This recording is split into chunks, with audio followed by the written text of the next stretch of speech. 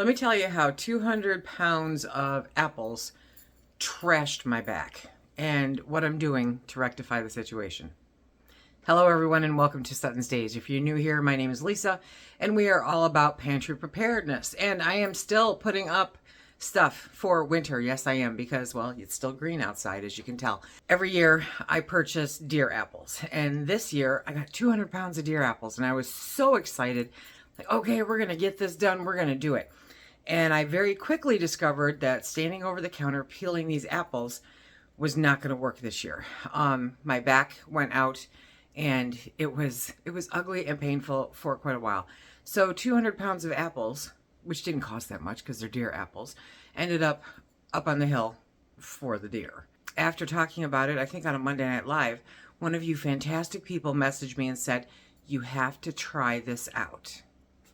It's an electric peeler. I'm normally not one to get gadgets like this, but I knew that without this, there was little to no hope that I was actually going to get my apple pie filling and my sliced apples up, because I couldn't stand there and do it. So I pulled the trigger. Links down below. It showed up. I was busy with other stuff. Now we're going to give it a shot. Let's see how it works. After reading the directions, I discovered that this will run on electric or batteries. I'm going for electric because I have electric, okay? So otherwise, you can do it for batteries. This little thing right here, which you can see, is the blade. So we're going to figure out how to do this for the camera. I'm going to put that out, okay? And I'm going to center the apple on top of those spikes there. And then I'm going to lower this, okay? And then we're going to press that little button and see what happens. Yes, we will. We really will. Okay, that was a little tricky. Let's get some room in here. Okay, up. Oh, okay, because you want to line the arm up. I get it. Okay, so you have to raise the arm up.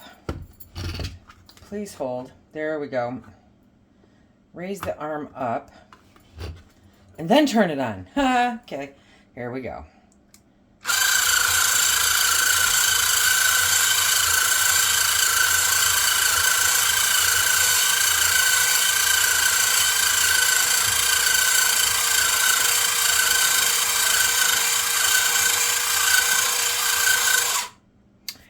I don't know who sent me this link, and I apologize because I've tried to go back and find it. I get a gazillion messages every day. This right here, this is a game changer. So now we're going to can up some apple pie slices. You do still have to core them, okay? Not a big deal. And the deer will be very happy with the scraps. So, still have to core it, but this is so much easier. It doesn't cut it into slices, which works out fine for me because, honestly, I think that those slice too thin. I kind of like a chunkier apple pie filling.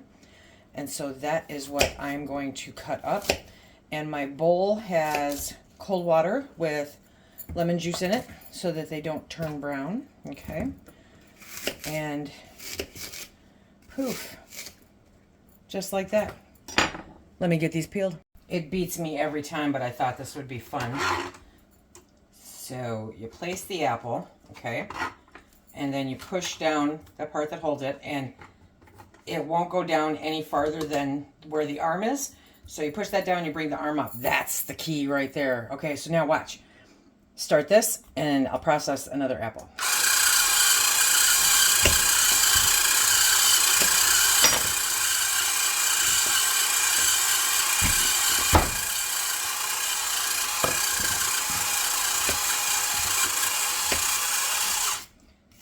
So I can't beat it yet. I've been trying. I haven't been able to beat it yet. However, poof. I mean, I can process one while it's peeling one. Game changer.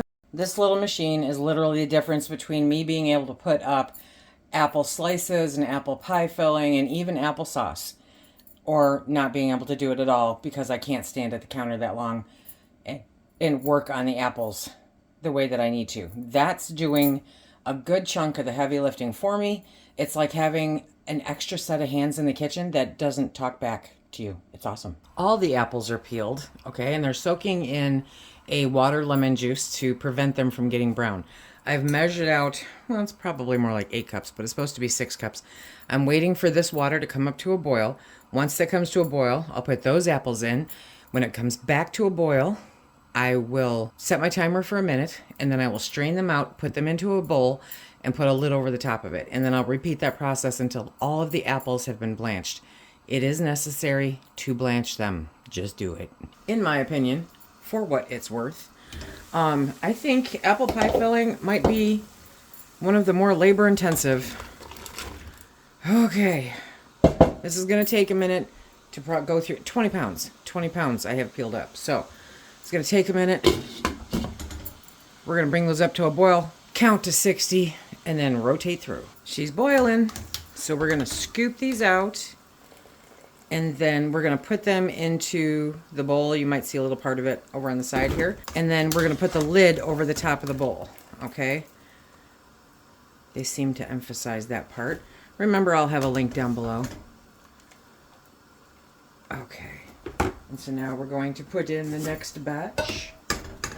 Carefully, so as not to splash and cause yourself great harm. Okay. And put the lid back over it, bring it to a boil, count to 60.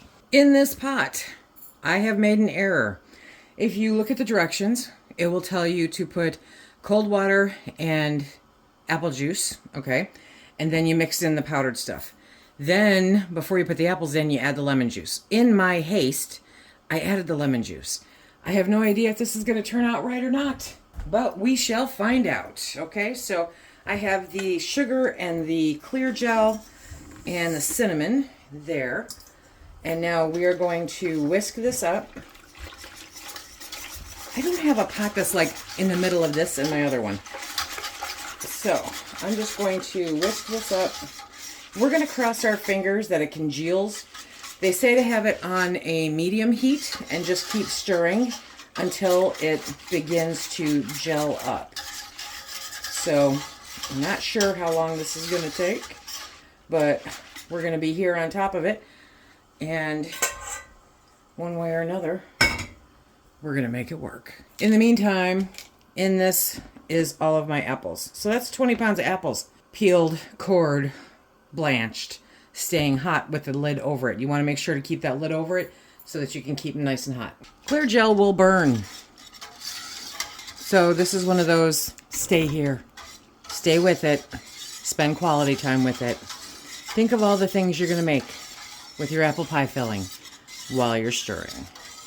If you've never worked with clear gel before, the one thing that's kind of, is that you're sitting here stirring and it's like a very loose soup. And then you blink and it gets thicker and thicker and thicker. I'm not there yet, obviously. So that's another reason why you want to just sit with it and make sure that you're on top of it. Okay, it's starting to get thicker. I can feel the pull on the whisk. So we're just going to keep working it. It's probably been 5 minutes. I'm thinking that if I had, been on top of my game and put the lemon juice in after it thickens, that it might thicken faster. But this is definitely starting to thicken up. It almost reminds me of a caramel sauce. So we're going to keep stirring it until it starts to bubble. But this is definitely thicker. Come on, show me some bubbles. Bubble, bubble. Oh yeah. Look at that. Look at that. Ha ha ha. It is. It's like caramel. And we're there. Okay. So now we are going to fold in the apples. And the folding part comes from, you're not trying to get applesauce, okay? You're trying to get apples. And so just very carefully kind of fold them in there. I'm going to turn off the heat. Okay. Remember, you're not trying to get applesauce. I'm going to assume that the little bit of liquid in there is not going to hurt it. Well, that's just rude. Okay. So I'm going to keep working this until I get all of the... There we go. Okay, because the heat's off. But you can still hear it working.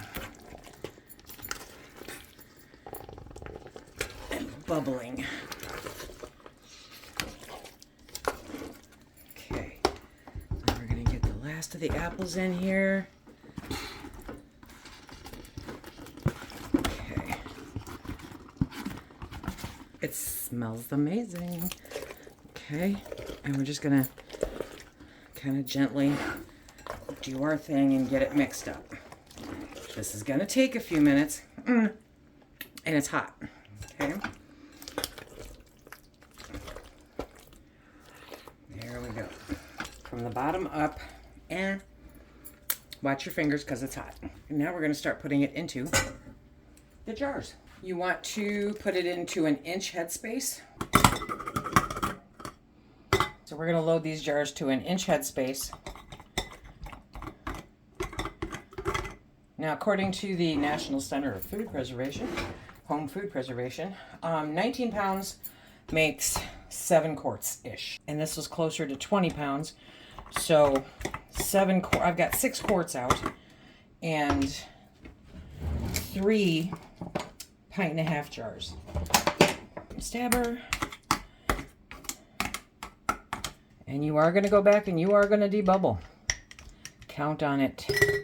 Did the apple peeler make everything all better? You know, it made it a lot easier, truth be told. It did make it a lot easier. So I do recommend it if you have back issues or if you really hate peeling apples. Unfortunately, with my back, didn't fix the whole thing. I'm hurting a little bit, you know, right now, but that's just because, quite honestly, I've been trying to heal for the last 2 weeks. And then I go off and do goofy stuff that makes it unsuccessful. Now, when I scoop from the bottom because I do want that pie filling mixture, but I also want apples. So that first one, I'm going to the bottom of the jar, or the bottom of the pot. And then after that, I'm not quite as particular about where I pull the apples up from. This is gonna make some amazing desserts all winter long. I will be using my steam canner. Steam canner versus water bath. You cannot steam can for over 45 minutes. That's the difference. So if it does not take 45 minutes to can, you know, to water bath, then you can use a steam canner.